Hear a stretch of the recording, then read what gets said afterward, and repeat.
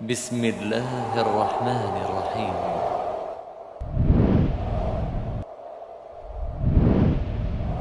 بسم الله. السلام عليكم ورحمة الله وبركاته. الحمد لله حمدا كثيرا طيبا مباركا فيه كما يحب ربنا ويرضاه. أشهد أن لا إله إلا الله وحده لا شريك له إقرارا به وتوحيدا، وأشهد أن محمدا عبده ورسوله صلى الله عليه وعلى آله وصحبه وسلم تسليما مزيدا. Taib, bapak-bapak dan ibu-ibu jamaah Masjid Al-Ikhlas rahimani wa rahimakumullah. Alhamdulillah, kembali kita dipertemukan oleh Allah Subhanahu wa taala. Sekian lama tidak berjumpa, dan insyaallah taala setelah kita membahas tentang adab-adab seorang muslim kepada Allah Subhanahu wa taala, sekarang kita akan membahas adab-adab seorang muslim kepada Rasulullah sallallahu alaihi wasallam. Ini pembahasan yang sangat penting. Banyak orang mengklaim cinta Rasul. Banyak orang mengklaim mereka adalah pengikutnya Rasul. Tetapi ternyata kalau kita kaji, banyak dari mereka justru tidak punya adab kepada Rasulullah sallallahu alaihi wasallam. Ini musibah. Kenapa demikian? Karena mereka tidak tahu bagaimana sih cara seorang muslim bermuamalah dengan Rasulullah sallallahu alaihi wasallam. Sekali lagi, adab adalah permasalahan yang sangat penting. Dengan adab inilah yang telah kita sampaikan akan apa? Menjadi kunci untuk kita bisa masuk surga Allah Subhanahu wa taala. Banyak orang-orang yang rajin sholat, orang-orang yang rajin puasa, orang-orang yang rajin bersedekah dan beramal soleh yang lainnya, ternyata na'udzubillah min dzalik, ketika mereka kepada Allah Subhanahu wa taala ternyata kurang adabnya. Demikian juga kepada Rasulullah sallallahu alaihi wasallam. Dan ini semua ternyata karena tidak tahunya mereka cara beradab dengan Allah, beradab dengan Rasulullah sallallahu alaihi wasallam. Oleh karena itu kita akan rinci satu persatu. Sebagaimana pada pembahasan yang pertama, bagaimana adab seorang muslim kepada Rasulullah sallallahu alaihi wasallam. Dan setelah kita bahas nanti akan terlihat, ternyata kita nggak punya adab ya dengan perbuatan ini kepada Rasulullah sallallahu alaihi wasallam. Fabarakallahu fikum. Beradab kepada Rasulullah hukumnya wajib. Dan di antara bentuk-bentuk adab kepada Nabi alaihi salatu wasallam yang pertama adalah al-inqiyadut tam wa ta'ah al-mutlaqah lin nabi sallallahu alaihi wasallam. Adab yang pertama adalah tunduk dengan ketundukan yang sempurna dan ketaatan yang mutlak kepada baginda Rasul sallallahu alaihi wasallam. Tidak boleh setengah-setengah, tidak boleh 3/4, harus 100%. Seorang muslim taat kepada Rasulullah sallallahu alaihi wasallam. Apa sih dalilnya dalam permasalahan ini? Dalilnya banyak. Di antaranya, fabarakallahu fikum, kalau Anda cinta kepada Allah, maka tentunya harus mentaati Rasulullah sallallahu alaihi wasallam. Karena bentuk kita cinta kepada Allah adalah kita mencintai dan mentaati utusan Allah Subhanahu wa taala. Allah mengatakan, "Qul in kuntum tuhibbunallah fattabi'uni yuhibbukumullah." Luar biasa. Jadi di dalam surah Al-Imran ayat 31 sampai 32 ini Allah memberikan ujian. Allah ingin melihat sampai di mana kecintaanmu kepada Allah Subhanahu wa taala. Dan di antara bentuk kecintaan seorang hamba kepada Allah adalah apa? Dia mentaati Rasulullah sallallahu alaihi wasallam. Allah mengatakan, "Qul in kuntum tuhibbunallah fattabi'uni." Katakanlah wahai Muhammad kepada manusia, jika kalian memang benar-benar cinta kepada Allah, fattabi'uni, itu ikutilah aku. Itu ikutilah siapa? Rasulullah sallallahu alaihi wasallam. Dan ini luar biasa, ketika kita atau seorang muslim mengikuti Rasulullah sallallahu alaihi wasallam, Allah memberikan jaminan. Yang pertama, yuhibbukumullah, Allah akan cinta kepadamu. Ini faidah yang pertama ketika seorang muslim cinta kepada Allah dan kemudian mengikuti semua tuntunan-tuntunan Rasulullah, yuhibbukumullah, dia akan mendapatkan kecintaan Allah. Kemudian wa yaghfir lakum dzunubakum, disebutkan di ayat setelahnya, Allah akan mengampuni semua dosa-dosa kalian. Allahu akbar. Wallahu ghafurur rahim. Kemudian Allah mengatakan, "Qul athi'ullaha war rasul fa in tawallaw fa innallaha la yuhibbul kafirin." Di ayat selanjutnya Allah menekankan, katakanlah, "Athi'ullah", taatilah Allah, war rasul, demikian juga Rasulullah sallallahu alaihi wasallam, fa in tawallaw, namun jika kalian berpaling, gak mau taat kepada Allah, gak mau taat kepada Rasulullah, fa innallaha la yuhibbul kafirin, sesungguhnya Allah gak cinta kepada orang-orang yang durhaka, orang-orang yang kufur, gak mau beriman, gak mau taat kepada Allah dan Rasulnya. Jadi kaum muslimin rahimani wa rahimakumullah, barometer orang itu cinta kepada Allah Subhanahu wa taala adalah ketaatan dia kepada Rasulullah sallallahu alaihi wasallam dengan ketaatan yang mutlak. Artinya apa? Tidak mengedepankan siapapun, tapi dia akan mengedepankan Allah dan Rasulnya ketika berbenturan dengan perintah-perintah yang lainnya. Kemudian dalam surat An-Nisa ayat 80, Allah Subhanahu wa taala menyatakan, "May yuti'ir rasul faqad ata'a Allah."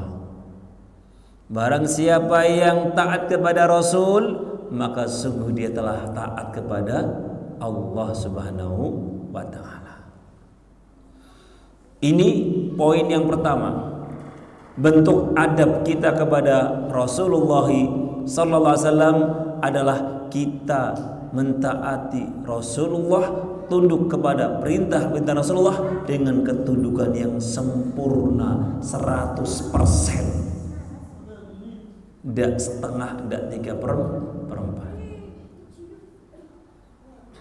Kemudian poin yang kedua dari adab kepada Rasulullah adalah tasdiqun Nabi sallallahu alaihi wasallam fima akhbara bihi min umuril ghaib fil madhi wal mustaqbal. Poin yang kedua adalah membenarkan Nabi alaihi salatu wasalam terhadap apa-apa yang dikabarkan oleh Rasulullah dari perkara-perkara yang gaib, baik perkara gaib yang telah lampau maupun yang akan datang. Kaum muslimin rahimani wa rahimakumullah, Allah Subhanahu wa taala menyatakan dalam surah An-Najm, "Wa ma yantiqu 'anil hawa in huwa illa wahyun yuha." Perhatikan. Allah Subhanahu wa taala mengatakan, "Wa ma yantiqu 'anil hawa", Sesungguhnya apa yang diucapkan dari Nabi bukanlah hawa nafsu, in huwa illa wahyun yuha, tetapi itu semua adalah wahyu yang diwahyukan. Jadi fa barakallahu fikum, kalau seandainya Al-Qur'an adalah buatan Nabi alaihi salatu wasalam, tentunya akan mudah dilupakan. Sebagaimana Pak, orang-orang yang membuat kitab-kitab yang dirubah-rubah sehingga membuat kitab buatan mereka sulit dihafal. Kenapa Al-Quran mudah dihafal? Karena itu bukan buatan manusia, itu mukjizat murni dari Allah Subhanahu wa Ta'ala. Jadi ketika barakallahu fikum Allah mengatakan bahwasanya apa yang diucapkan oleh Nabi alaihi salatu wasallam bukan hawa nafsu, tetapi adalah wahyu yang diwahyukan, maka ketika Nabi alaihi salatu wasallam menyampaikan apapun, wajib bagi kita percaya. Masuk akal maupun gak masuk akal, tetap harus percaya. Jangan kayak kelompok-kelompok filsafat. Ya, kelompok-kelompok filsafat adalah kelompok-kelompok yang selalu memilah-milah mana yang masuk akal diterima, yang gak masuk akal gak diterima. Contoh yang paling gampang, tokoh-tokoh filsafat dan yang semisal dengan mereka menolak apa yang diberitakan oleh Nabi karena nggak masuk akal adalah ketika lalat masuk ke dalam air. Nabi alaihi salatu wasallam menyatakan, idza waqa'a dzubabu fi inai ahadikum falyaghmishu thumma liyanzahu fa inna fi ahadi janahihi shifa'an fil akhari da'an. Nabi alaihi salatu wasallam kama qala Rasulullah, bahwasanya apabila ada dzubab, lalat yang jatuh di minuman kalian, maka Pak, falyaghmishu, tenggelamkan dia. Ya, biasanya lalat kalau jatuh itu miring Pak, ya, enggak tenggelam semua sayapnya, miring satu. Kemudian kata Nabi, ditenggelamkan semua badannya. Kemudian apa? Dibuang. Dan kemudian boleh diminum. Artinya apa? Sudah netral. Kenapa demikian? Karena Nabi mengatakan, fa inna fi ahadi janahi shifa'an fil akhari da'an. Karena apa? Pada salah satu sayap nyamuk itu ada penyakit atau obat, dan satunya ada penyakitnya. Jadi misalnya kalau seandainya sayap kiri yang berpenyakit, mengandung racun, mengandung bakteri, maka sayap kanannya itu mengandung penawarnya. Ini disampaikan oleh Rasulullah. Serta merta orang filsafat menolaknya. Kenapa? Karena nggak masuk akal. Masa lalat yang makanannya makan apa? Kotoran-kotoran kok bisa mengandung obat? Menjijikan ini. Wah, hadis ini menjijikan. Tolak. Kenapa? Karena nggak masuk akal. Nah ini, ya. Fabarakallahu fikum. Demikian juga Pak, salah satu pengalaman ada seorang ahli filsafat dari tokoh-tokoh Mu'tazilah, ada seorang pemuda. Ketika ada seorang syekh, seorang ulama, seorang alim minal ulama memberikan faedah hadis, bahwasanya fabarakallahu idza istaiqadha ahadukum min naumih fala yudkhil yadahu fil ina walakin madza, akan tetapi apa? Suruh dicuci terlebih dahulu. Kenapa? Fa innahu la yadri aina batat yadu. Apabila di antara kalian bangun tidur, kata Rasulullah, maka janganlah kalian langsung masuk tangannya ke dalam bejana dalam air.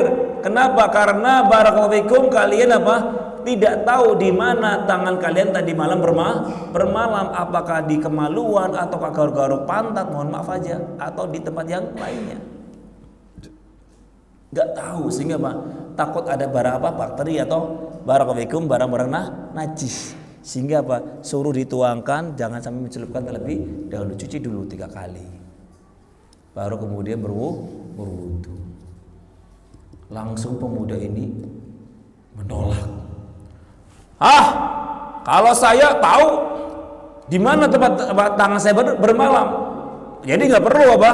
nggak perlu cuci tangan sebelum nggak cuci tangan sebelum salat tidur. Jadi bangun malam, bangun tidur nggak perlu saya cuci tangan. Kenapa? Karena saya tahu di mana tangan saya bermalam. Dengan sombongnya dia menolak hadis Rasulullah Sallallahu Alaihi Wasallam. Ketika dia menolak hadis tersebut, Allah berikan ujian, Allah berikan musibah. Bangun tidur bapak-bapak, mohon maaf saja, tangannya telah masuk ke dalam pantat, duburnya sedalam tangannya. Naudzubillah. Kaget dia. Kenapa? Bangun tidur ternyata apa? Tangannya sudah masuk dalam lubang pantatnya. Allah berikan hukuman segera bagi mereka yang tidak mau tunduk kepada perintah Rasul dan tidak mau percaya dengan kabar yang dikabarkan oleh Rasulullah Sallallahu Alaihi Wasallam. Hati-hati. Apapun hadisnya yang datang dari Nabi, selama itu hadis yang sahih, wajib bagi kita percaya. Kita imani, masuk akal maupun tidak masuk akal, masuk logika maupun tidak masuk logika, wajib percaya. Karena banyak kisah-kisahnya orang-orang yang menentang Nabi alaihi salatu wasallam menyatakan, "Idza jaa rajul la tadkhulu ahlahu la tatruku ar-rajul ahlahu lailan." Nabi alaihi salatu wasallam menyatakan, janganlah seorang laki-laki apabila pulang dari safar langsung pulang malam-malam ngetok-ngetok pintu rumah istrinya. Gak boleh. Adabnya kalau ketemu istri nanti mungkin bermalam di masjid atau di mana, atau ngabarin terlebih dahulu. Jangan kemudian tiba-tiba datang ngetok-ngetok pintu ganggu istrinya sedang tidur. Ini perintah Rasul. Perempuan juga butuh istirahat, kecuali memang Anda sudah janjian, Dek tidur sekarang karena nanti jam 1 udah pulang misalnya. Ternyata Pak, ada orang gak percaya dengan kabar Rasulullah SAW. Kenapa gak boleh?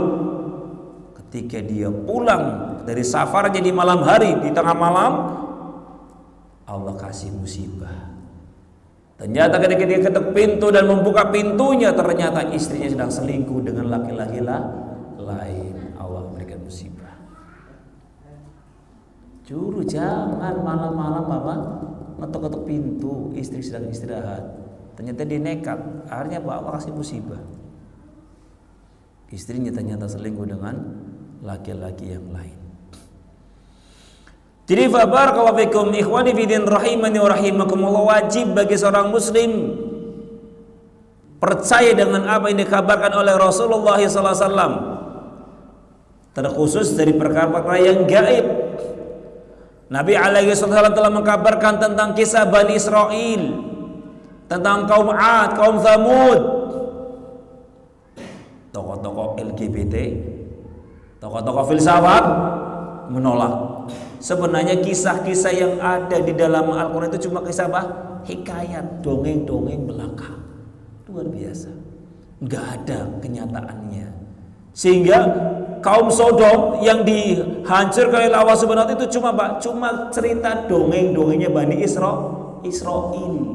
Nggak ada kebenarannya kata mereka. Tujuannya apa? Untuk melegalkan LGBT, melegalkan hawa nafsu mereka yang telah rusak, yang jelas-jelas mungkar. Sehingga ikhwani bidin rahimani wa rahimakumullah, ternyata di antara orang-orang Islam ternyata masih banyak gak percaya dengan adanya azabnya kaum Nabi Nuh, kaum Saleh, kaum Syuaib, kaumnya Nabi Ibrahim dan yang lain sebagainya. Gak percaya, sampai-sampai menyatakan bahwa itu cuma dongeng-dongeng belaka. Termasuk siapa? Tokoh Islam yang terkenal, itu Ulil Absar. Kenal Pak Ulil Absar?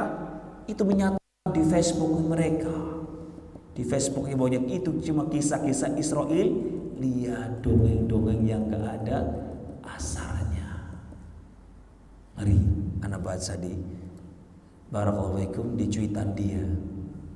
Na'udzubillah, para tokoh Islam yang dikenal orang-orang liberal paling tidak suka ya kalau program-program mereka ternyata disebutkan kemungkarannya oleh Al-Quran dan Sunnah, sehingga mereka mendustakan Al-Quran.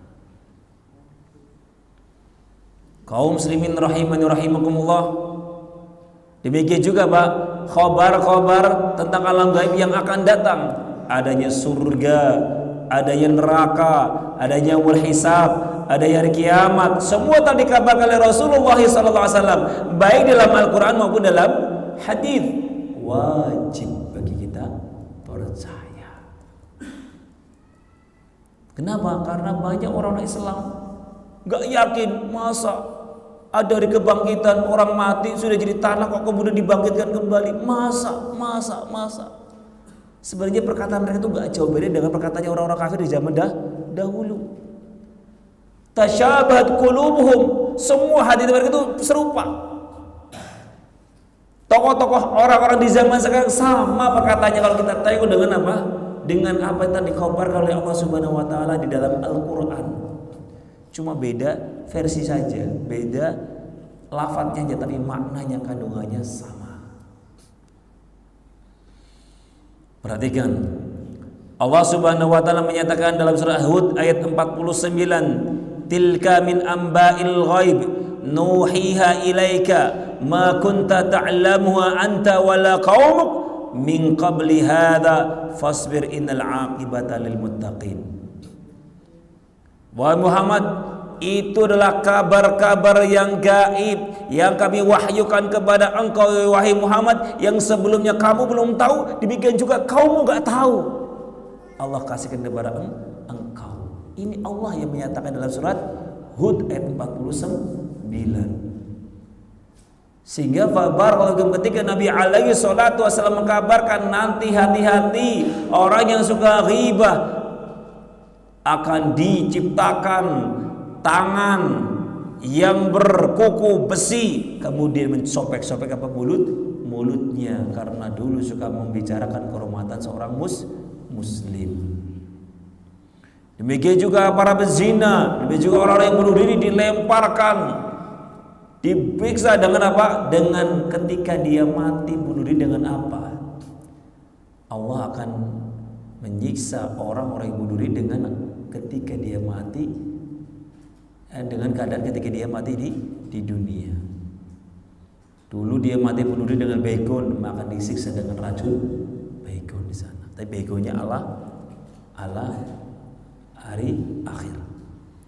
Orang siapa yang mati gantung diri, Allah akan gantung nanti dia di dalam neraka. Orang yang mati bunuh diri melemparkan dirinya dari gedung, maka Allah akan lemparkan dia dari tebingnya neraka.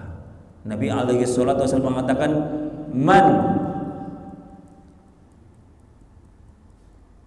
qutila nafsuhu bisyai'in udziba bih. Maka qala Rasulullah sallallahu alaihi wasallam, barang siapa man qatala nafsahu bisyai'in udziba bih, barang siapa yang membunuh dirinya dengan sesuatu, udziba bih, maka akan disiksa dengan sesuatu tersebut. Jadi hati-hati dengan namanya bunuh diri, nggak akan menyelesaikan permasalahan. Mungkin di dunia dia mati, tapi siksaannya akan menunggu dirinya. Ini poin yang kedua. Semua apa yang dikabarkan oleh Rasulullah wajib kita percaya, terkhusus dalam perkara-perkara yang gaib. Kenapa? Karena orang filsafat nggak percaya adanya malaikat. Rasulullah, Allah Subhanahu wa taala, Rasulnya telah mengabarkan adanya malaikat. Ma yalfidhu min qawlin illa ladaihi raqibun atid. Tidaklah semua lafaz yang diucapkan kalau ada raqibun atid, malaikat yang selalu mengawasi kita, mencatat semua lafaz-lafaz ucapan-ucapan kita. Disebutkan kiraman katibin ya'lamuna ma taf'alun. Ada malaikat-malaikat yang katibin yang selalu mencatat semua perbuatan kita, semua ucapan kita. Ya'lamuna ma taf'alun, mereka mengetahui semua apa yang kalian perbuat. Ini disebutkan Al-Quran. Ternyata ada tokoh-tokoh Islam dari kalangan filsafat nggak percaya. Malaikat itu cuma apa? Cuma ibaratnya halusinasi. tentang apa keinginan berbuat baik itu malaikat. Kalau keinginan berbuat buruk itu setan katanya. Mereka tidak percaya dengan namanya adanya malaikat. Naudzubillah min dzalik. Nah ini semua Pak, karena tadi beragama selalu menggunakan akal, tidak menggunakan hati yang tunduk kepada Al-Quran dan Sunnah Rasulullah Sallallahu Alaihi Wasallam. Poin yang ketiga adalah ittiba'un Nabi Sallallahu Alaihi Wasallam fi jamil aqwal wal af'al. Di antara adab seorang Muslim yang ketiga kepada Rasul adalah mengikuti Rasulullah Sallallahu Alaihi Wasallam baik dalam seluruh perbuatan dia dan juga dalam seluruh ucapan-ucapan dia. Wajib seorang Muslim yang beradab kepada Nabi alaihi salatu wasallam adalah apa? Tunduk dan patuh kepada Rasul pada semua ucapan-ucapannya Nabi dan semua perbuatan-perbuatan Nabi. Nabi alaihi salatu wasallam mengatakan wa aqimus shalah. Allah Subhanahu wa taala menyatakan wa aqimus shalah wa atuz zakah wa ati'ur rasul la'allakum turhamun. Perhatikan, Allah mengatakan wa aqimus shalah wa atuz zakah wa ati'ur rasul. Tunaikanlah salat, tunaikanlah zakat dan taatilah siapa? Rasulullah sallallahu alaihi wasallam la'allakum turhamun. Semoga dengan ini engkau akan mendapatkan menjadi orang-orang yang disayang oleh Allah Subhanahu wa taala. Artinya fabarakallahu enggak boleh kita salat kecuali Pak sesuai dengan bimbingan Rasul. Kenapa? Wa aqimus shalah wa atuz zakah wa atiur rasul. Artinya fabarakallahu ketika menunaikan salat ya sahabat ikuti sesuai dengan contohnya Rasulullah sallallahu alaihi wasallam. Nabi pernah sholat di mimbar Pak. Ya, kalau zaman sekarang kalau sholat di mimbar, dilempari sendal mungkin, diusir kita. Nabi pernah sholat di atas mimbar. Mimbarnya Pak yang berundak 3. Ya, bukan mimbar kebalik seperti ini. Zaman Nabi itu mimbarnya seperti mimbar Madinah, berundak. Sehingga Pak, Nabi sholat. Ketika berdiri dan rukuk di atas mimbar, ketika sujud beliau turun dari mimbar. Kenapa? Kan nggak bisa kan sujud. Entum. Jadi ketika Allahu Akbar, rukuk masih di mimbar. Ketika mau sujud beliau turun. Selesai sholat, beliau mengatakan sallu kama ra'aitumuni usolli. Sholatlah kalian sebagaimana kalian lihat tadi aku sholat. Sampai seperti itu Rasulullah SAW untuk memberikan contoh kepada para sahabat langsung sholat di atas mimbar agar yang di belakang bisa melihat bagaimana Rasulullah sholat. Kalau seandainya sholat itu bebas sesuai dengan daerahnya masing-masing, kreasinya masing-masing, ngapain Nabi sholat di atas mimbar? Sholatnya Nabi di atas mimbar jelas hadisnya sahih. Ini menunjukkan bahwasanya Pak, gak boleh kita sembarang sholat. Sholatnya dari takbir Allahu Akbar harus mengikuti tuntunannya Rasulullah Sallallahu Alaihi Wasallam hingga salam. Makanya barakallahu fikum ketika kita seorang Muslim sudah jelas ini tuntunannya begini dari takbir sampai salam seperti ini dari Rasulullah, ini hadisnya sahih semuanya. Ini loh. Kok kemudian fa'in tawallau kemudian malah berpaling bikin kreasi-kreasi sholat sendiri. Kira-kira orang ini beradab apa tidak? Tidak. Itu contoh, nggak usah jauh-jauh Pak. Anda bikin aturan di rumah. Nah ini loh aturan bapak, aturan ibu. Selama kamu di rumah, selama kamu jadi anaknya bapak seperti ini, pulang jam sekian kasih aturan. Lah kemudian malah anaknya Pak bikin aturan sendiri, bikin cara-cara sendiri. Kira-kira kurang ajar gak sama orang tuanya? Jelas durhaka sama orang tua. Demikian juga dalam Islam. Sudah jelas ini tatanannya, ini aturannya, ini tuntunannya dari Allah dan Rasulnya. Kok kemudian kita malah Pak berkreasi, membuat cara-cara baru dalam agama yang gak pernah dicontohkan oleh Allah dan Rasulnya? Jelas orang yang seperti ini gak punya adab. Walaupun dia memperingati ulang tahun Nabi setiap tahun, tetapi kalau ternyata cara ibadahnya jauh dari tuntunan Nabi, dia gak cinta kepada Nabi, dia gak beradab kepada Nabi. Sebagai bentuk Anda beradab kepada Nabi bukan cuma memperingati ulang tahun, tapi juga Pak ngikuti semua tuntunan Nabi, dari cara berbicaranya beliau dan juga cara ibadahnya beliau. Ini bukti yang nyata kalau kita cinta kepada Nabi dan beradab kepada Nabi. Anda kalau sebagai pemimpin punya aturan, kemudian anak buahnya, karyawannya nggak sesuai dengan aturan kita, tentunya Pak kita usir dia, ya nggak Pak? Kamu nggak mau mengikuti peraturan, usir, diusir, keluarkan, di PHK. Demikian juga nanti di surga Pak. Nabi alaihi salatu wassalam punya Al-Kautsar, punya telaga Al-Kautsar yang luar biasa. Di hari kiamat manusia akan kehausan karena apa? Begitu panasnya matahari di atas kepala mereka. Mereka berusaha mencari telaga untuk minum, dan mereka berbondong-bondong pergi ke telaganya Rasulullah Sallallahu Alaihi Wasallam. Tapi ternyata ketika kaumnya Nabi Muhammad ini yang dulu katanya ngikutin Nabi mau minum telaganya Nabi, ternyata diusir Pak, diusir suhban kata Rasulullah. Pergi kamu. Nabi sedih. Ya Allah, ummati. Ya Allah, itu umatku. Ya Allah, kenapa diusir? Kenapa dikeluarkan? Gak boleh minum. Ya Nabi, innaka la tadri ma ahdathu ba'dak. Wahai Muhammad, engkau tidak tahu apa yang mereka perbuat setelah engkau meninggal dengan membuat ibadah-ibadah baru yang tidak sesuai dengan tuntunanmu. Diusir Pak, gara-gara Pak ternyata selama dia beribadah berislam ternyata jauh dari tuntunannya Rasulullah SAW. Ayo di PHK dari surga, nggak bisa minum telaganya Rasulullah Sallallahu Alaihi Wasallam. Hati-hati.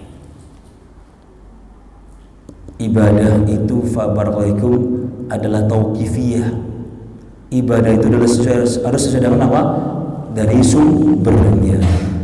Allah telah memerintahkan Rasulullah Sallallahu Alaihi Wasallam untuk apa? Untuk dituruti, untuk ditaati. Bukan cuma sekedar untuk apa? Dicintai, tapi tanpa mentaati. Nah, ini barakallahu bentuk ya cara ibadahnya Nabi. Termasuk apa? Ibadah haji Pak. Nabi seumur hidup baru haji cuma sekali. Di tahun ke-10 sebelum meninggal. Fabarakallahu Nabi alaihi salatu wassalam haji cuma sekali dalam seumur hidup. Langsung diikuti oleh ratusan ribu kaum muslimin dari berbagai dunia mendengar Nabi langsung haji. Kenapa? Karena ingin tahu tata cara haji itu yang bagaimana yang benar. Nabi berhaji. Hajinya Nabi Pak dengan ontak naiknya, biar para sahabat lihat semuanya. Gimana rangkaian hajinya Nabi. Nabi naik ontak, tawafnya yang naik ontak. Ya, ini juga punya bantai ontak itu suci. Buktinya Pak, dahulu Pak, ontak masuk dalam Masjidil Haram. Tawaf. Selesai dari rangkaian haji, Nabi mengatakan, kenapa saya baru haji sekarang dan kemudian diikuti oleh kalian semuanya? Litakhudhu manasikakum. Fa inni la adri la'alli la hujja ba'da hajjati hadhihi, kata Rasulullah. Dalam riwayat Muslim, Nabi mengatakan, aku sengaja melakukan ini semuanya litakhudhu manasikakum, agar kalian bisa mengambil manasik haji kalian dengan benar. Kenapa? Fa inni la adri, karena sesungguhnya aku enggak mengetahui la'alli la ahujju ba'da hajjati hadza. Bisa jadi setelah ini aku enggak bisa berhaji lagi. Bisa jadi hari ini adalah haji terakhirku. Maka tolong, ini tuntunanku, ini hajiku. ambillah.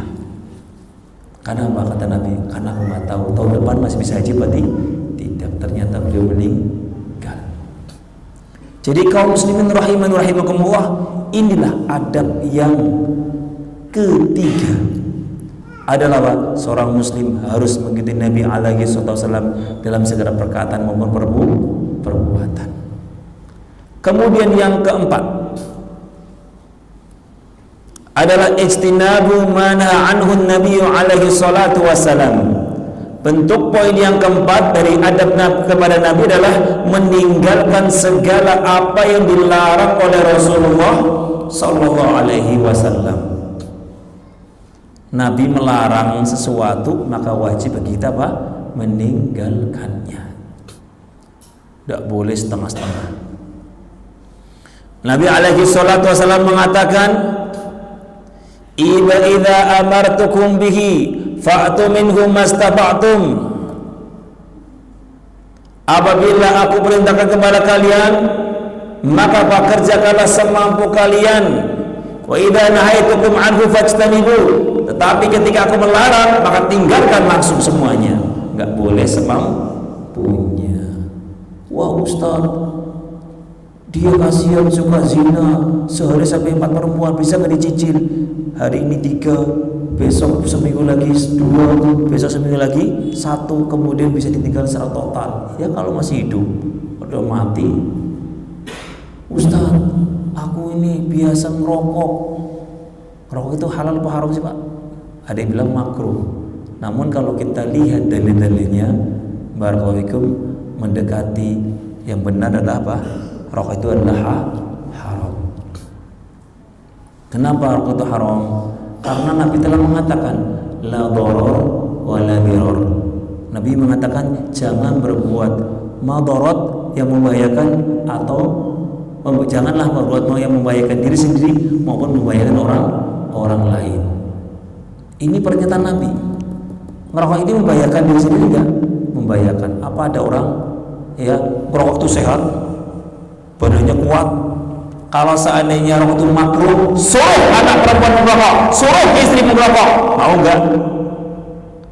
Pak, kira-kira orang-orang yang mengatakan rokok itu makruh, suruh istrinya merokok, ridho enggak? Mana yang suka merokok? Enggak ridho.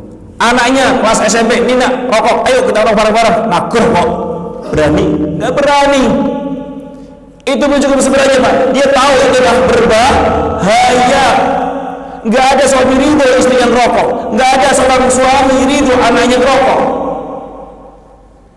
Sebenarnya dia tahu, cuma karena hawa nafsu hanya mengatakan itu rokok itu makruh, nggak apa-apa. Kalau nggak apa-apa ya sudah, rokok sama istrimu, anak-anakmu suruh bareng-bareng rokok. Yuk kita rokok bareng-bareng. Gitu. Saya yakin nggak akan berani dia. Dalam hati nuraninya pasti dia tahu rokok itu membahayakan.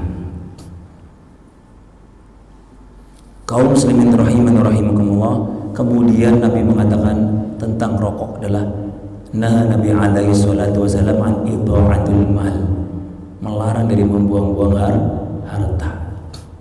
Allah mengatakan kulu washrabu wa la tusrifu, makanlah dan minum tapi jangan berlebihan. Makan dan minum halal Pak, halal, tapi Pak la tusrifu, Allah mengatakan jangan berlebihan.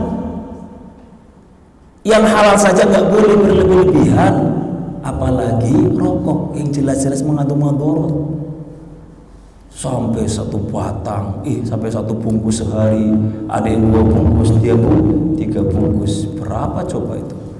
Harga minimal 13.000. Ya, sampai saya punya teman, 1 dos bisa habis dalam waktu 2 hari. 1 dos. La ilaha illallah. Jelas ini adalah pemborosan. Allah mengatakan wala tubadzir tabdzira innal mubadzirina kanu ikhwana syayatin. Jangan membuang-buang harta. Sesungguhnya orang-orang yang suka membuang harta itu temannya setan. Dalil tentang hal tersebut jelas bahwasanya itu adalah haram hukumnya. Sehingga yang mungkin ada di sini yang masih merokok, tinggalkanlah karena Allah, takut karena Allah. dan tinggalkan itu semua dalam rangka tunduk kepada perintah Allah dan Rasulnya. Ganti dengan apa? Dengan permen. Kalau kecut, minum permen. Kecut, makan jeruk, biar tambah kecut. Saya jeruk yang manis, insya Allah hilang. Jadi, saat ini kita nggak bisa mampu, kita kecut, minum permen Mentos atau apa, bukan iklan ya. Nah, jadi fabarakallahu masih banyak solusinya. Kenapa nggak mampu? Ya, karena kan hawa nafsu belum bisa dikekang. Jadi fabarakallahu waspada. Nah, fabarakallahu kaum muslimin rahimani wa rahimakumullah, bentuk adab seorang muslim kepada Rasulullah SAW adalah dia meninggalkan semua apa yang dilarang oleh Rasulullah. Nggak boleh setengah-setengah. Nggak boleh apa? Nggak boleh dicicil. Ada seorang sahabat, ya Rasulullah, aku mau masuk Islam, tapi aku masih senang zina. Dan sebuah riwayat Rasulullah mengatakan, ya udah dicicil, ya zinanya dicicil, nggak ada. Tapi mengatakan, yang penting kamu jujur. Kalau saya tanya, jawab dengan jujur. Yang penting jujur. Nabi mengatakan, ya udah dicicil zinanya, nggak ada. Ketika temu Nabi, malu dia, takutnya hari ini zina enggak, malu, takut kalau ketemu Nabi dikatakan dari sini zina enggak, padahal aku udah masuk Islam. Hanya apa? Dengan kejujuran dia membuat dia meninggalkan zina tanpa diperintah. Iman yang membuat dia berubah. Makanya kaum muslimin rahimakumullah, kenapa orang itu gak bisa berubah dari orang yang jelek jadi orang yang baik? Karena apa? Hawa nafsunya, imannya yang lemah, atau bahkan na'udzubillah imannya telah hilang. Nabi alaihi salatu wasallam menyatakan, kullu ummati yadkhulunal jannah illa man aba. Nabi alaihi salatu wasallam mengatakan bahwasanya setiap umatku, umat Islam akan masuk surga kecuali orang-orang yang enggan. Kaget para sahabat. Kok ada umat Islam yang enggan masuk surga? Berarti pengen neraka. Maka dengan serta-merta, dengan semangatnya para sahabat bertanya, ya Rasulullah, man ya apa? Siapakah orang-orang yang enggan, wahai Rasulullah? Kok ada manusia yang enggan masuk surga? Ada, wahai sahabatku. Man ata'ani dakhala jannah wa man asani faqad aba. Barang siapa yang taat kepadaku, yaitu kepada Rasul, maka dialah yang akan masuk surga. Dan barang siapa yang durhaka, gak mau mengikuti aku, gak mau menuruti perintahku, malah melanggar laranganku, durhaka kepada Nabi, faqad aba, dialah yang enggan masuk surga. Banyak sekali wanita-wanita Islam dalam Al-Quran sudah jelas suruh pakai jilbab yang yang besar jilbabnya. Dalam Al-Quran jelas. Sekarang muncul jilbab nasional yang cuma selendang ditempelkan di rambut. Subhanallah, itu bukan jilbab, ya. Nah, jadi luar biasa perempuan sampai sekarang sudah jelas suruh menutupi aurat. Dengan beraninya mereka wanita muslimah membuka aurat dengan tanpa rasa malu. Roknya pendek, kaosnya ketat, dan yang lain sebagainya. Na'udzubillah. Jelas orang yang seperti ini tidak punya adab kepada Rasulullah SAW. Kenapa? Karena enggak mau mentaati Rasulullah, malah justru melanggar dan melakukan apa yang dilarang oleh Allah dan Rasulnya. Ini poin yang keempat. Hati-hati Pak. Apabila Nabi melarang sesuatu, maka wajib bagi kita meninggalkannya. Gak perlu dicicil, tapi langsung. Kira-kira kenapa sih kalau melaksanakan perintah kok sesuai dengan kemampuan, tapi ketika meninggalkan larangan kok enggak sesuai dengan kemampuan, malah total langsung ditinggalkan? Karena apa? Melaksanakan perintah itu berat, meninggalkan itu mudah. Perlu nggak biaya meninggalkan sesuatu yang haram? Nggak perlu biaya. Tinggalkan zina, alhamdulillah beruntung. Meninggalkan rokok, meninggalkan khamr dan yang sebagainya, nggak perlu Pak. Hal yang berat berbeda dengan sholat, berbeda dengan puasa, berbeda dengan zakat. Itu apa? Ada apa? Keberatan di dalam hati. Makanya apa? Fattaqullaha mastata'tum, bertakwalah kalian semampu kalian. Enggak bisa sholat sambil berdiri karena sakit, ya sholat sambil duduk. Kalau mabuk ya harus berdiri. Kalau sholat sunnah boleh berdiri, boleh duduk walaupun mampu berdiri. Kalau nggak mampu zakat, ya nggak usah zakat. Oh nggak mampu kok. Ya kalau nggak mampu puasa karena sakit atau safar keberatan, ya silakan ditunda, nanti kalau sudah pulang ke rumah baru puasa. Luar biasa. Kalau perintah apa? Ada kulfa, ada keberatan, sehingga apa? Bertakwalah semampu kalian. Jadi fabarakallahu berbeda dengan larangan. Kalau larangan, apa sih ruginya meninggalkan zina? Apa sih ruginya meninggalkan riba? Apa sih ruginya meninggalkan khamr, meninggalkan zina, meninggalkan yang lain-lainnya dari kemaksiatan yang ada? Bismillah. Alhamdulillah wassalatu wassalamu ala Rasulillah wa ala alihi wa sahbihi wa man wala. Asyhadu an la ilaha illallah wahdahu la syarika lah wa asyhadu anna Muhammadan abduhu rasuluhu sallallahu alaihi wa ala alihi wa sahbihi wa sallam tasliman katsira. Taib ikhwani fi din rahimani wa rahimakumullah. Nuwasil, kita lanjutkan poin yang kelima dari adab kita sebagai seorang muslim kepada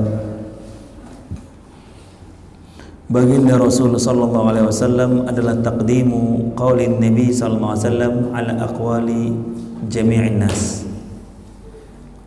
Poin yang kelima adalah mendahulukan sabda Rasulullah sallallahu alaihi wasallam di atas semua perkataan manusia. Seorang muslim adalah mengedepankan perkataan Rasul, mengedepankan sabda Rasul, wajangan Rasul, wasiat Rasul daripada perkataan selain beliau. Ini wujud sebagai bentuk ketaatan yang sempurna, ketundungan yang sempurna kepada Rasulullah sallallahu alaihi wasallam. Dalam surat Al-Hujurat ayat pertama, Allah Subhanahu wa taala menyatakan, ya ayyuhalladzina amanu la tuqaddimu baina yaday Allahi wa rasulih wattaqullaha innallaha samii'un 'alim. Allah mengatakan, wahai orang-orang yang beriman, janganlah kalian mendahulukan perkataan orang lain di depan perkataan Allah dan Rasulnya. Takutlah kalian kepada Allah, bertakwalah kalian kepada Allah Subhanahu wa ta'ala. Sesungguhnya Allah Maha mendengar lagi Maha mengetahui. Ibnu Abbas radhiyallahu anhuma mentafsirkan ayat la tuqaddimu baina yadayillahi wa rasulih. Apa kata Ibnu Abbas? Artinya la taqulu khilafal kitabi was sunnah. Janganlah kalian mengatakan sebuah perkataan yang menyelisihi Al-Quran dan Sunnah Rasulullah sallallahu alaihi wasallam. Ini muncul banyak statement-statement yang dilontarkan oleh orang-orang jil, jaringan Islam liberal, yang mana fabarakallahu fikum mereka lebih mengedepankan akal mereka, hawa mereka daripada perkataan atau firman Allah dan Rasulnya. Ketika seorang muslim mengatakan atau mengedepankan suatu perkataan manusia yang ternyata menyelisih Al-Quran dan Sunnah, maka sungguh dia tidak berada kepada Allah dan Rasulnya. Fabarakallahu fikum. Kalau memang belum mampu beriman atau berhukum dengan hukum Islam, ya jangan katakan bahwa hukum kita lebih baik daripada hukum Al-Quran dan Sunnah. Kalau memang belum mampu menegakkan syariat Islam, hukum Islam di negara kita, jangan sampai mengatakan, oh, undang-undang kita apa yang telah tersusun oleh pahlawan kita lebih hebat, lebih bagus daripada Al-Quran dan Sunnah. Jangan sampai mengatakan seperti ini. Jelas apabila ada yang meyakini ada hukum yang lebih hebat, lebih bijak daripada hukum Islam, maka sungguh dia telah kafir. Kenapa? Karena jelas dia menentang Allah dan Rasulnya. Pada Allah mengatakan, wa man asdaqu minallahi haditsan wa man asdaqu minallahi qilan. Siapakah yang lebih percaya? Siapa yang lebih benar, lebih jujur perkataannya dari perkataan Allah, dan siapakah yang lebih jujur khabarnya daripada khabar Allah Subhanahu wa taala.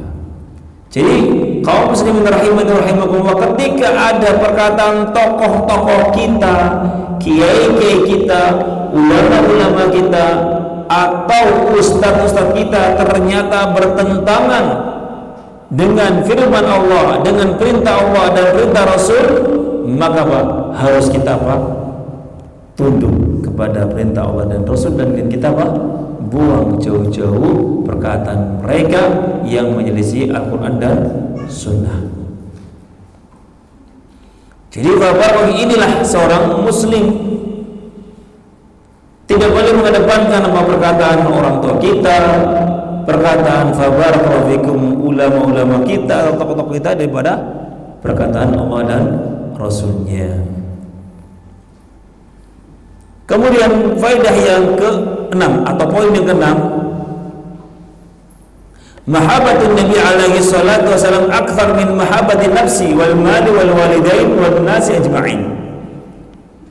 Mencintai Rasulullah SAW lebih daripada mencintai kepada dirinya sendiri, kepada orang tua, kepada harta, dan juga kepada manusia seluruh dunia. Seorang muslim harus mutlak kecintaannya adalah kepada Rasulullah SAW, lebih daripada daripada kecintaan dia kepada dirinya sendiri, kepada hartanya, kepada orang tuanya, dan kepada seluruh manusia. Ini namanya seorang mukmin. Suatu hari Umar mengatakan, ya Rasulullah, la anta ahabbu ilayya min kulli syai'in illa min nafsi. Umar radhiyallahu anhu mengatakan bahwa, ya Rasulullah, engkau adalah orang yang paling aku cintai daripada seluruh manusia, daripada segala sesuatu kecuali pada diriku. Aku lebih cinta pada diriku daripada cinta kepadamu. Dimarahin Rasulullah. Tidak ya Umar, bukan seperti itu perkataannya. Yang benar adalah wallahi nafsi biyadi hatta akuna ahabbu ilaika min nafsi. Enggak sempurna imanmu kalau cuma sampai segitu. Tetapi katakanlah bahwasanya demi jiwaku yang berada di tangannya, bahwasanya tidaklah kalian beriman sampai aku lebih dicintai olehnya daripada dia mencintai dirinya sendiri. Jadi barakallahu fikum ikhwani fi din rahimani wa rahimakumullah, ketika seorang muslim dihadapkan dengan keputusan Allah dan Rasulnya dan keputusan orang tuanya, dan ternyata saling bertentangan, nggak bisa digabungkan, maka harus mengedepankan keputusan Allah dan Rasulnya. Dan inilah seorang muslim. Nabi alaihi salatu wasallam jelas menyatakan dalam hadis Al-Bukhari, la yu'minu ahadukum hatta akuna ahabba ilaihi min walidihi wa waladihi wan nasi ajma'in.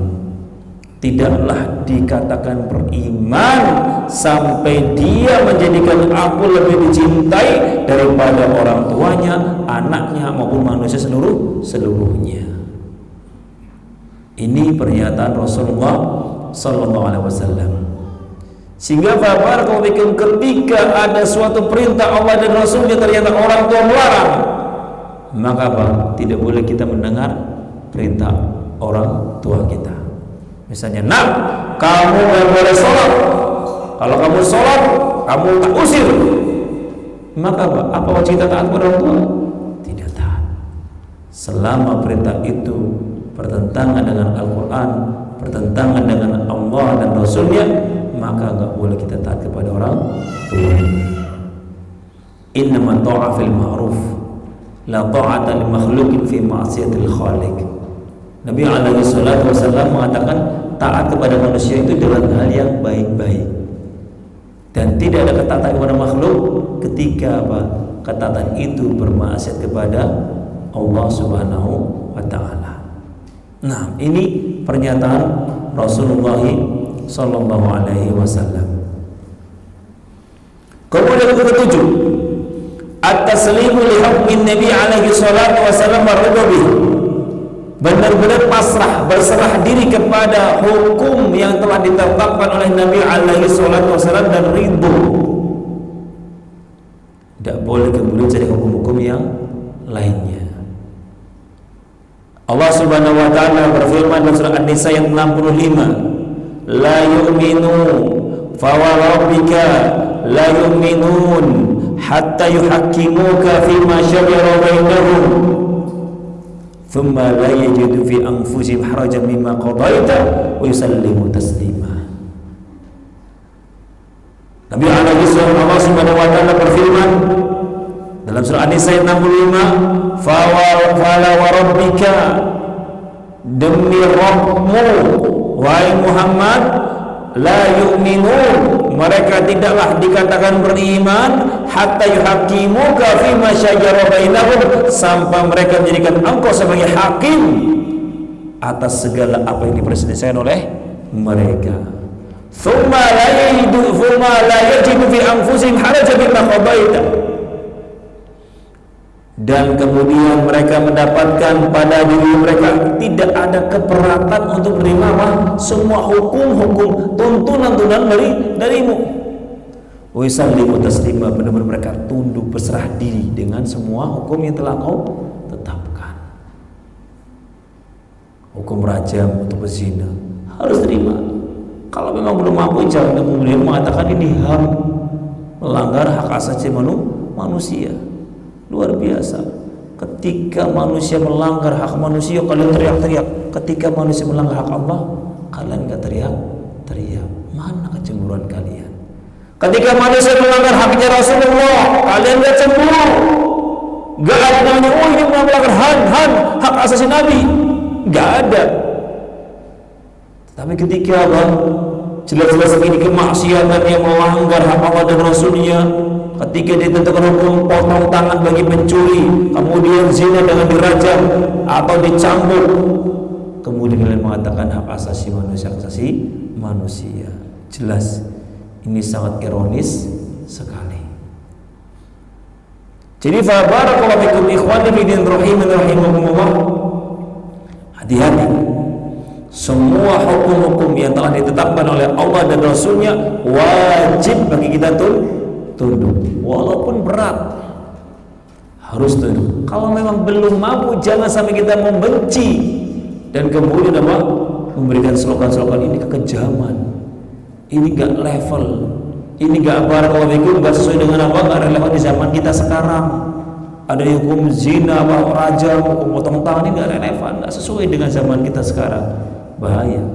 Perkataan ini seolah-olah Al-Quran hanya cocok untuk di zaman dahulu. Ada zaman sekarang punya hukum baru yang lebih bagus, lebih bijak. Na'udzubillah min dzalik. Kemudian yang terakhir adalah ittihadun Nabi SAW al-qudwah al-hasanah, menjadikan Nabi alaihi wasallam sebagai suri tauladan yang terbaik. Apabila ada seorang muslim masih menteladankan orang-orang kafir, apabila ada seorang muslim lebih mentokohkan atau meneladani orang-orang fasik yang gak jelas dan meninggalkan keteladanan Rasulullah SAW, meninggalkan untuk meneladani Rasul, maka sungguh orang ini baru dipertanyakan kecintaan dan ketaatan dia kepada Rasulullah SAW. Hati-hati. Ada sahabat-sahabat Nabi 3 orang datang kepada keluarganya Rasulullah. Ya ummul mukminin, kami mau tanya, bagaimana sih puasanya Nabi, sholatnya Nabi, dan kemudian ibadahnya Nabi. Diceritakan ini loh ibadahnya Nabi. Mereka apa? Pengen lebih daripada Nabi. Yang satu mengatakan kalau itu aku akan membujang terus menerus, tidak akan pernah menikah. Yang satu, kalau gitu Bang, aku tidak akan pernah tidur, akan sholat malam terus dari isya sampai pagi. Ya, yang satu, kalau gitu aku akan puasa terus menerus, nggak perlu berbuka. Perhatikan Pak, modal semangat di dalam beribadah apakah cukup? Tidak.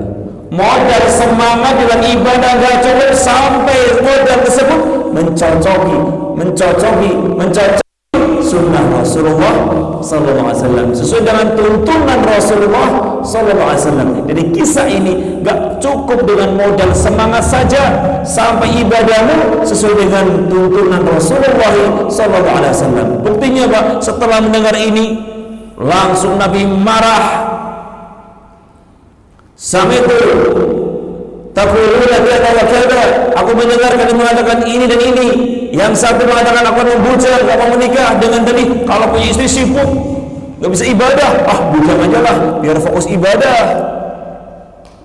Maka katakan tidak, ini salah, aku ibadah dan aku juga menikah.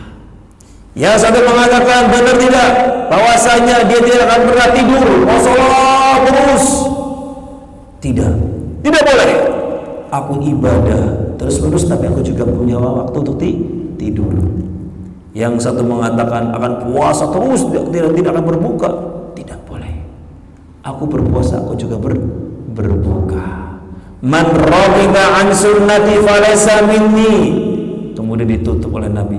Barang siapa yang benci dengan sunnahku, nggak mau beribadah sesuai dengan tuntunanku, falaysa minni, maka dia bukan golonganku. Hati-hati. Langsung dicap. Siapa yang ibadahnya nggak sesuai dengan tuntunan Rasul, walaupun modal semangatnya tinggi, ibadahnya lebih daripada Nabi, zikirnya 1000, sholatnya 1000, puasanya luar biasa, ada yang modal putih lagi, banyak cara ibadah yang banyak, yang bermacam-macam, yang dibikin di zaman sekarang, yang jauh dari tuntunan Nabi. Langsung hati-hati. Nabi telah mengatakan man raghiba sunnati falaysa minni, man raghiba an sunnati falaysa minni. Barang siapa yang beribadah tidak sesuai dengan tuntunanku, benci dengan sunnahku, maka bukan golonganku.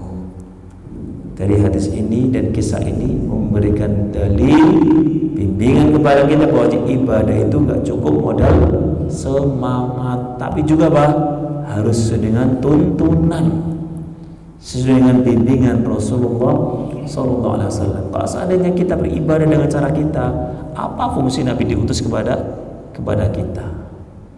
Sehingga barakallahu fikum, waspada. Oleh karena itu, yang senang ngaji, ayo koreksi dari sekarang. Kira-kira sholatku, puasaku, zikirku, ibadahku, amal-amalku sudah sesuai dengan tuntunan Rasul apa tidak? Alhamdulillah, kajian seperti ini selalu kita bukan qala Allah, firman Allah, dan qala Rasul. Kita ngaji itu bukan barakallahu fikum cuma ngayal-ngayal. Karena ada kajian cuma nambah seneng tok, nggak menambah iman. Ditanya sama orang, ini gimana kajian? Lucu banget, bikin tertawa terpingkal-pingkal itu.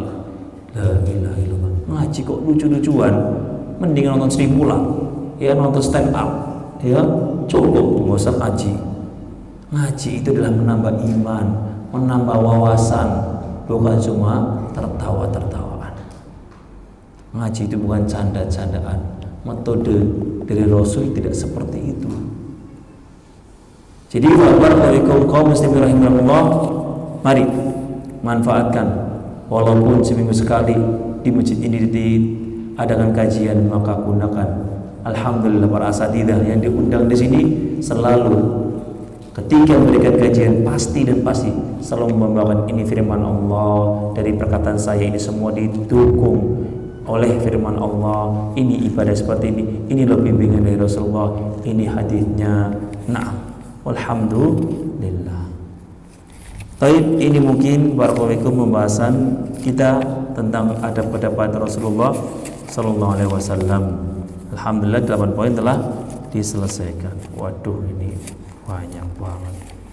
Pulang jam berapa nanti?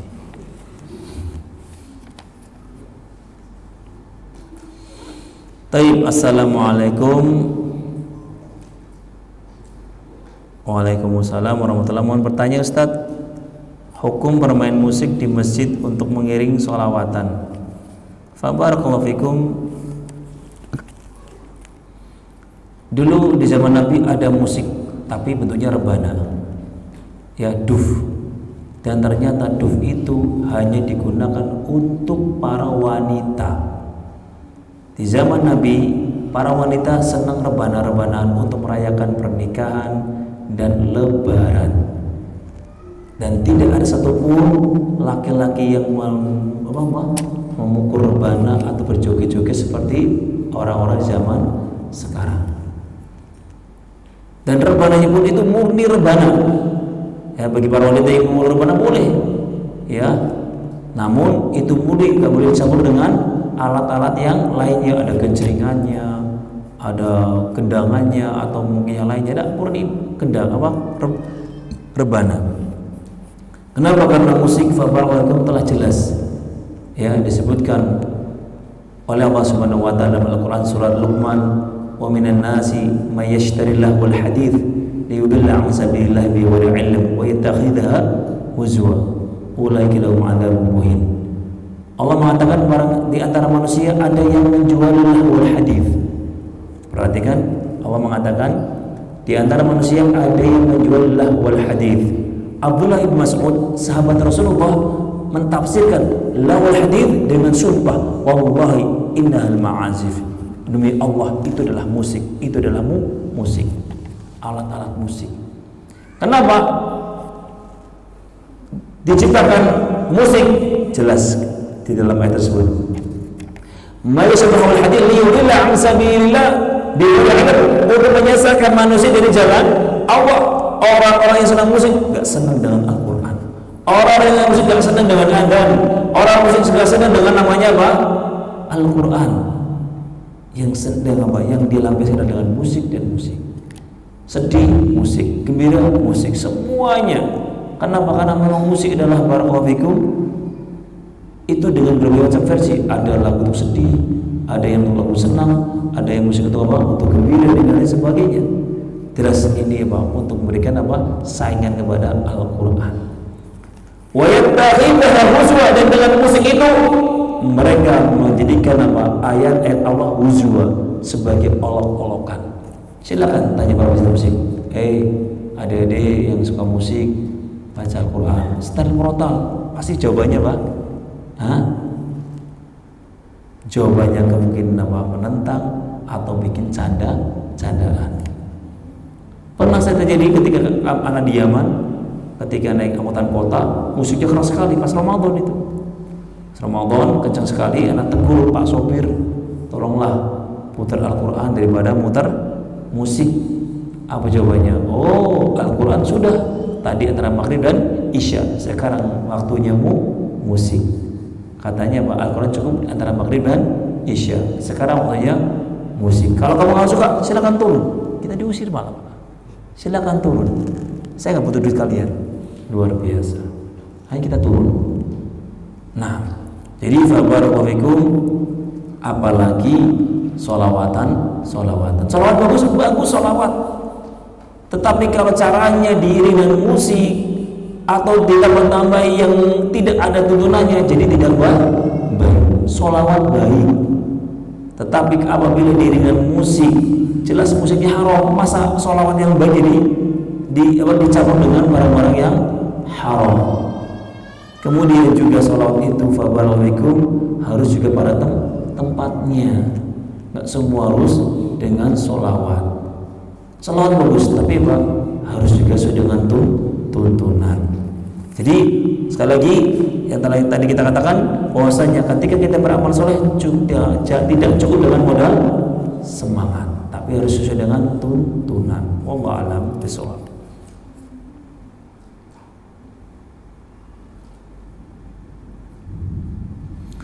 Assalamualaikum Ustaz. Waalaikumsalam. Mohon bertanya, bolehkah sholat sunnah setelah adzan subuh lebih 2 rakaat? Karena sering melihat hal tersebut. Bagaimana seorang tatkala membaca hadis ternyata hadis tersebut lemah atau palsu? Tapi jawaban yang pertama, barakallahu fikum, kalau dia sholat, misalnya barakallahu fikum, pertama masuk niat tahiyatul masjid, kemudian setelah itu dia bangkit lagi niat antara 2 adzan dan iqamah, kemudian bangkit lagi niat setelah berwudu, kemudian niat lagi apa? Setelah antara untuk qabliyah subuh. Kalau mau gigat silakan. Namun alhamdulillah Islam itu rahmatan lil alamin. Agama Islam itu mudah. Apa itu? Dengan cukup 2 rakaat sudah mencakup 4 sholat. Anda sholat qabliyah subuh, niatkan dengan tahiyatul masjid, niatkan dengan apa? Antara adzan dan iqamah, dan niatkan dua untuk apa? Tadi apa tadi? Setelah berwudu maka sudah tercukup. Kenapa? Karena wudu itu sholat mutlak, nggak terkait dengan waktu. Tahiyatul masjid juga sholat mutlak, nggak terkait dengan waktu. Begitu juga antara iqamah, nggak terkait dengan waktu. Intinya adzan walaupun setengah jam baru qomat, disilakan bisa sholat. Cukup 2 rakaat bisa mendapatkan 4 pahala sholat. Allah alam bisawab. Ini disebut oleh para ulama tentang barakallahu sholat mutlaqah bisa masuk dalam sholat muqayyad. Atau mutlaqah, sholat sunnah mutlaqah adalah sholat yang tidak terkait dengan waktu dan tempat. Nah, kalau muqayyad, sholat yang terkait dengan waktu, seperti sholat rawatib, sholat duha, itu terkait dengan waktu. Kemudian bagaimana seorang tatkala membaca hadis ternyata hadis palsu? Ya, barakallahu apabila kita membaca hadis ternyata itu hadis palsu, tinggalkan. Boleh membaca hadis palsu, boleh, hanya sekedar untuk pengetahuan saja. Oh, ini hadis palsu, berarti jangan percaya dengan hadis ini. Oh, ini hadis palsu, jangan percaya dengan hadis ini. Boleh kita membaca hadis yang palsu untuk apa? Untuk mengetahui bahwasanya ini ternyata tidak ada tuntunannya, artinya lemah yang ada dalam hadis tersebut.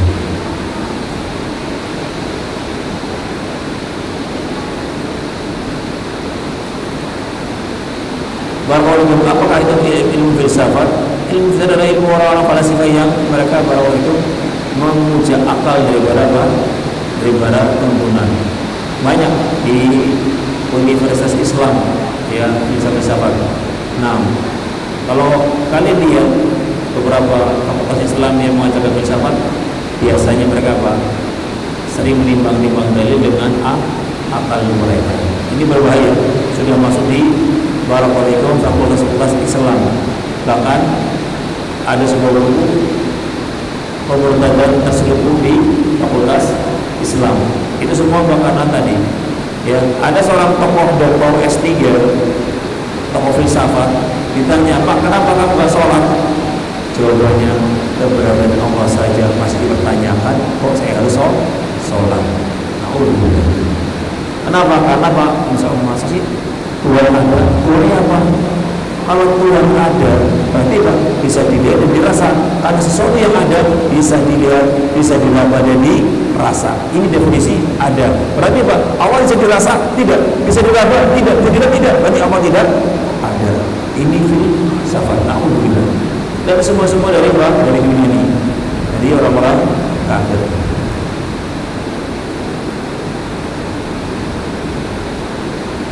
Kemudian Islam dulu atau ilmu filsafat dulu? Jelas filsafat dulu.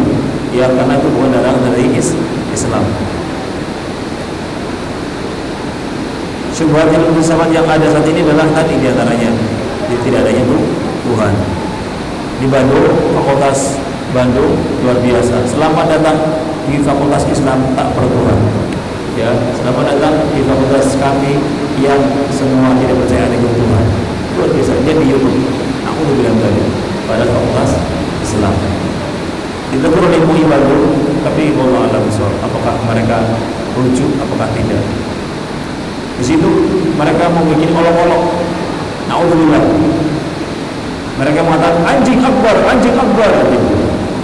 Diganti Allahu akbar jadi anjingul akbar. Naudzubillah. Katanya anjing maha besar. Itu terlafaz Pak di YouTube. Naudzubillah. Hasbunallahu wa ni'mal wakil. Itu bahaya ketika anak itu sudah belajar berfilsafat maka dibawa kepada pemujaan akal. Wallahu a'lam. Terakhir, assalamualaikum warahmatullahi wabarakatuh. Waalaikumsalam warahmatullahi wabarakatuh. Bagaimana kalau seorang muslim rajin sholat tapi rajin dengan ilmu kanuragan kebalan dengan tujuan menjaga keamanan? Apakah masih tidak sedang musliman? Nah, barakallahu Islam tidak pernah mengajarkan ilmu kebal. Kalau saya kebal maka Nabi berhak mendapat ilmu kebal. Nabi tidak pernah kebal. Nabi tidak pernah Hunain. Nah, pernah terluka saat ini bila patah. Kalau seandainya kebal itu boleh dalam Islam, pasti Allah akan memberikan ilmu kebal kepada Nabi. Berarti apabila ada orang kebal, berarti itu bukan dari Islam, tapi dari syaitan. Jelas itu adalah kesyirikan. Dan biasanya orang-orang yang ingin belajar ilmu kebal, walaupun tujuannya untuk keamanan, biasanya melalui jalan-jalan syaitan. Misalnya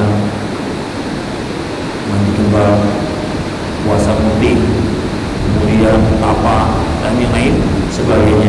Jelas ini para wanita adalah bisikan menjaga syaitan kepada manusia ketika mendapatkan ilmu kebal. Jadi tidaklah orang yang mendapatkan kebal kecuali setelah ikut dan tunduk kepada dukun dan syaitan. Apakah harus didahulukan ikut kajian atau perintah orang tua? Para wanita, kajian hukumnya fardu ain apabila kajian itu berkenaan dengan apa? Dengan apa-apa yang dibutuhkan dalam agama dia, seperti tentang sholat, tentang tauhid, maka nggak perlu izin sama orang tua. Kata Ibnu Umar rahimahullah bahwasanya ketika mengaji tentang perkara-perkara ibadah yang dia butuhkan, maka tidak perlu izin orang tua. Namun apabila ilmu kajiannya adalah bersifat sunnah, ilmu tentang haji, hilaf-hilaf, ya, atau tentang muamalah yang lainnya yang bisa diwakilkan oleh orang lain, maka wajib izin orang tua. Misalnya apabila pengajian tentang tauhid, tentang sholat yang dibutuhkan, maka nggak perlu izin orang tua. Ini yang disebut oleh Ibnu Umar rahimahullah. Doakan semoga orang tua kita bisa mendapatkan hidayah tentang sunnah, semoga bisa mendapatkan iman dan selamat rohani sesuai Ramadan rohani sebagaimana kita nikmati sekarang. Baik, ini aja yang bisa saya sampaikan dalam pertemuan ini. Insyaallah taala kalau tidak ada perubahan, kalau di pekan selanjutnya apabila ada kajian gilirannya anak, kita akan membahas kaidah-kaidah fikih, bagaimana Islam ya mengatur ibadah dari niat sampai yang lainnya. Kaidah fikih ini sangat penting. Semuanya yang akan kita bahas adalah sesuai dengan Al-Quran dan Sunnah Rasulullah Sallallahu Alaihi Wasallam. Ini sangat penting untuk kita bisa beribadah sesuai dengan Sunnah Rasulullah Sallallahu Alaihi Wasallam. Apabila kita kuat kaidah fikihnya, maka akan kuat pula ibadahnya. Tidak akan terombang-ambing oleh syubhat-syubhat manusia. Demikian yang bisa kami sampaikan. Apabila ada benarnya itu murni datangnya dari Allah Subhanahu Wa Taala. Apabila ada salahnya, saya mohon maaf yang sebesar-besarnya. Astagfirullah li wa lakum wa li sa'iril muslimin min kulli dzamb fastaghfiruh innahu ghafurur rahim. Wa sallallahu alaihi wa ala alihi wa sahbihi wasallam. Assalamualaikum warahmatullahi wabarakatuh.